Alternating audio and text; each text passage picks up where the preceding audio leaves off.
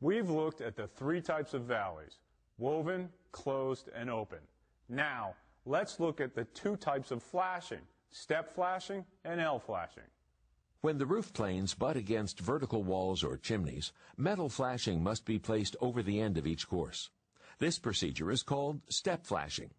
In this situation, step flashing performs better than solid continuous flashing because it ensures a waterproof seal at these critical areas. The use of continuous flashing or L flashing at these areas is not recommended because this flashing is dependent on sealants for water tightness. Overall, step flashing is the most proven way to flash these areas.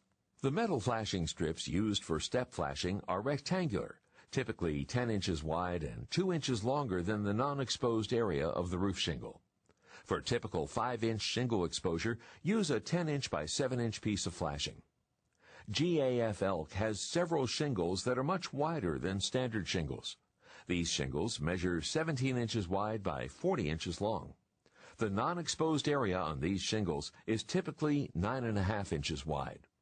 To completely cover these shingles with step flashing, use 10.5-inch wide flashing, or simply install 2 pieces of a normal step flashing to fully cover this area.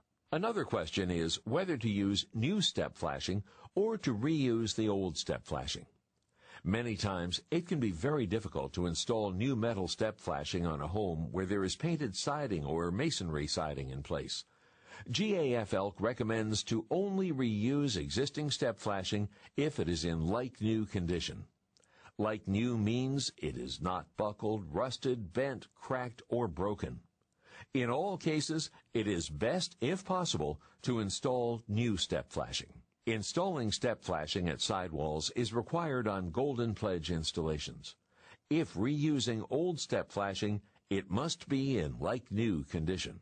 Bend the 10-inch length so that it extends 5 inches over the roof deck and 5 inches up the wall surface. Place the first step flashing over the end of the starter course shingle and position it so that the tab of the end shingle in the first course covers it completely.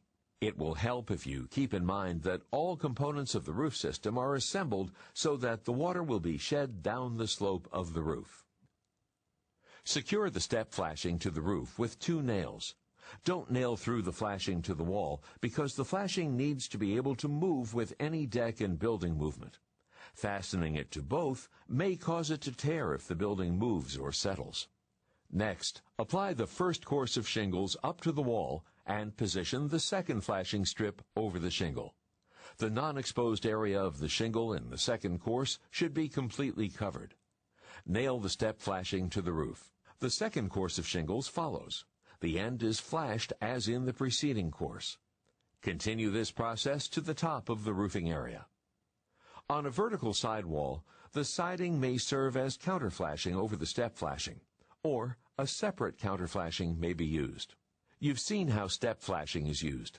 Another problem location on the roof is where the roof meets a vertical wall. This is where L flashing is used. Now, let's look at a recommended way to apply a finished course of shingles on the roof where it meets a vertical sidewall. Shingle up to the wall. Lay a bead of plastic cement at the top portion of the shingle. Place the L flashing over the shingles and under the siding. Remember that everything is designed to shed water, from the counter flashing of the siding to the shingles under the L flashing. When the shingles are run all the way up to the wall, nail the flashing into the deck, but not into the vertical wall.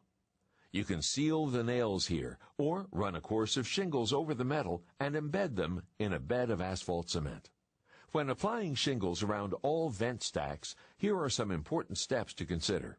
Apply a piece of Weather Watch or Storm Guard approximately 2 times the size of the flange onto the deck protectors under the shingles. Seal to the pipe's sides.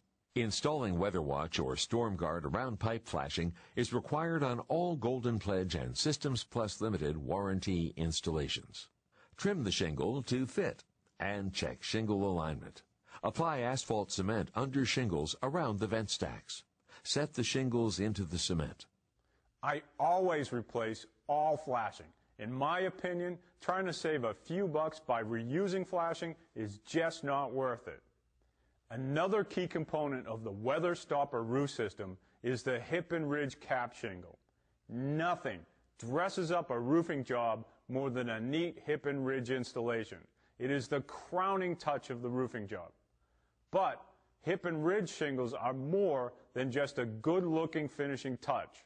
You know, this roofing business can be really crazy.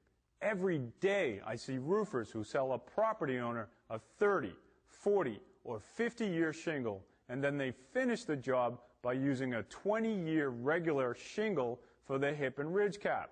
Isn't that just a flat-out rip-off? The customer paid for more than 20-year performance, and what did they get? A 20-year roof.